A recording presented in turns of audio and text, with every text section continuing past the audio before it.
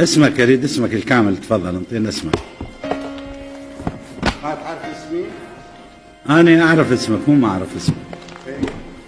بس عندنا قانون اصول المحاكمات الجزائية اللي صادر عام 69 ألزم القاضي أنه يسأل المتهم عن اسمه.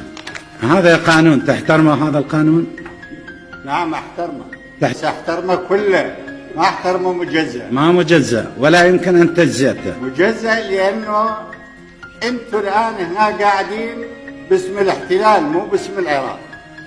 هسه تنطينا اسمك لو لا؟